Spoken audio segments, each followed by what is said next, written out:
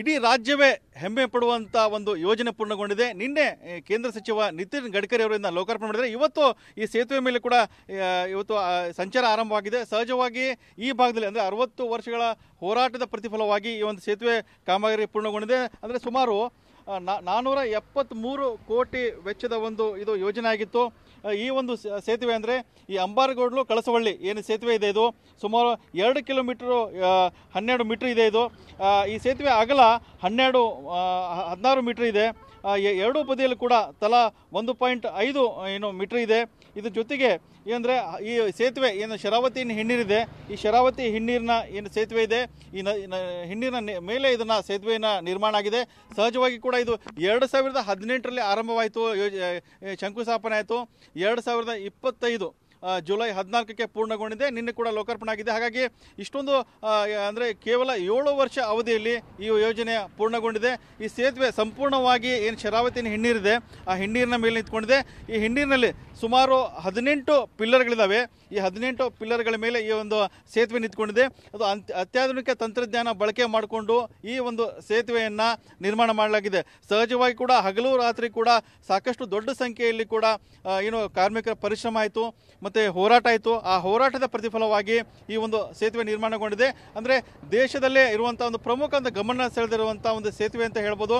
ಅಂದರೆ ಈ ರಾಜ್ಯದ 2ನೇ ಒಂದು ಕೇಬಲ್ನ ಬಳಕೆ ಮಾಡಿಕೊಂಡಂಥ ಸೇತುವೆ ಆಗಿದೆ ಮತ್ತು ಪ್ರಮುಖ ಆಕರ್ಷಣೆ ಕೂಡ ಆಗಿದೆ. ಹಾಗಾಗಿ ನಿನ್ನೆ ಇದು ಲೋಕಾರ್ಪಣೆ ಆಗಿದೆ.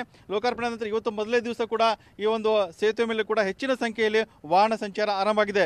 ಅಂದರೆ 60 ವರ್ಷಗಳ ಕಾಲ ಅಂದರೆ ಈ ಭಾಗದಲ್ಲಿರುವಂಥ ಏನು ಗ್ರಾಮಸ್ಥರಿದ್ದಾರೆ 40ಕ್ಕೂ ಅಧಿಕ ಹಳ್ಳಿಗಳಿದ್ದಾವೆ. ಆ ಹಳ್ಳಿಗಳು ಕರೂರು ಮತ್ತು ಬಾರಂದೂರು ಏನು ಕರೂರು ಮತ್ತು ಬಾರಂಗಿ ಈ ಒಂದು ಏನು ಗ್ರಾಮ ಪಂಚಾಯತ್ ಇದ್ದಾವೆ. ಸುಮಾರು 40ಕ್ಕೂ ಹೆಚ್ಚು ಹಳ್ಳಿಗಳಿದ್ದು ಈ ಹಳ್ಳಿಗಳ ಜನರು ಹಗಲು ರಾತ್ರಿ ಕಷ್ಟಪಟ್ಟರು, ಸಾಕಷ್ಟು ಸಮಸ್ಯೆ ಎದುರಿಸಿದ್ರು. ಈ ಒಂದು ಸೇತುವೆಗಾಗಿ ಹೋರಾಟ ಆರಂಭ ಆಯಿತು. ಕೊನೆಗೂ ಏನು 60 ವರ್ಷಗಳ ಹೋರಾಟ ಇದೆ, ಈ ಹೋರಾಟ ಪೂರ್ಣಗೊಂಡಿದೆ. ಈಗ ಈ ಒಂದು ಸುಂದರವಾದ ಒಂದು ಸೇತುವೆ ಈಗ ನಿರ್ಮಾಣ ಆಗಿದೆ.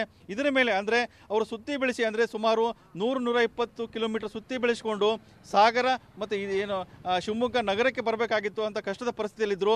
ಈಗ ಅವರ ಸಮಸ್ಯೆಗೆ ಒಂದು ಪರಿಹಾರ ಸಿಕ್ಕಿದೆ. ಈಗ ಅವ್ರು ಕೇವಲ 30 ಕಿಲೋಮೀಟರ್ ವ್ಯಾಪ್ತಿಯಲ್ಲಿ ನೇರವಾಗಿ ಸಾಗರ ಹೋಗ್ತಾರೆ, ಇಲ್ಲಿ ನಂತರ ಶಿವಮೊಗ್ಗ ಹೋಗ್ತಾರೆ. ಅಂದರೆ ಅಗತ್ಯದ ಏನು ಸಮಸ್ಯೆ ಏನು ಅಗತ್ಯದ ತುರ್ತು ಏನು ಚಿಕಿತ್ಸೆ ಆಗಿರ್ಬೋದು, ಅಗತ್ಯ ವಸ್ತುಗಳಾಗಿರ್ಬೋದು, ಸಮಸ್ಯೆಗಳು ಬಂದಾಗ ಈ ಎಲ್ಲದಕ್ಕೂ ಕೂಡ ಅವರಿಗೆ ಅನುಕೂಲ ಆಗೋ ದೃಷ್ಟಿಕೋನದಿಂದ ಈ ಸೇತುವೆ ಅನುಕೂಲ ಆಗಿದೆ. ಈಗ 30 ಕಿಲೋಮೀಟರ್ ಏನು ವ್ಯಾಪ್ತಿಯಲ್ಲಿ ಈಗ ಅವರು ನೇರವಾಗಿ ಸಾಗರಕ್ಕೆ ಹೋಗ್ತಾರೆ ಮತ್ತು ಪ್ರಮುಖ ಆಸ್ಪತ್ರೆಯನ್ನು ಹೋಗುವಂಥ ಅವಕಾಶ ಮಾಡಿಕೊಡಲಾಗಿದೆ. ಹಾಗಾಗಿ ಸಹಜವಾಗಿ ನೋಡ್ಬೋದು ಈ ಒಂದು ಹಿಂದಿನ ಪ್ರದೇಶ ಯಾವ ರೀತಿ ಆಗಿದೆ ಅಂತೇಳಿ.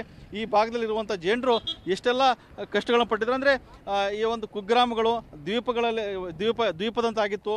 ಯಾವಾಗ 1964ರಲ್ಲಿ ಲಿಂಗನಮಕ್ಕಿ ಜಲಾಶಯ ಆಗುತ್ತೆ, ಆ ಜಲಾಶಯ ಆದ ನಂತರ ಇಲ್ಲಿರುವಂಥ ಗ್ರಾಮಗಳು ಮುಳುಗಡೆ ಆಗ್ತವೆ.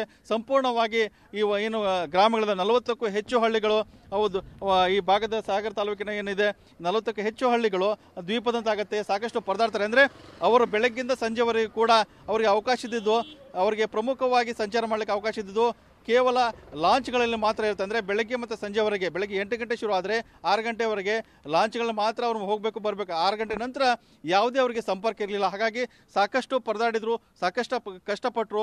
ಈಗ ಈ ಒಂದು ನೂತನ ಸೇತುವೆ ಆಗಿದೆ. ಈ ಸೇತುವೆ ಮೂಲಕವಾಗಿ ಅವರ ಬಹುದಿನಗಳ ಸಮಸ್ಯೆ ಈಗ ಪರಿಹಾರ ಸಿಕ್ಕಿದೆ. ಕ್ಯಾಮರಾಮನ್ ರವಿಕುಮಾರ್ ಜೊತೆ ಬಸವಗಣ್ಮೆ, TV9 ಶಿವಮೊಗ್ಗ.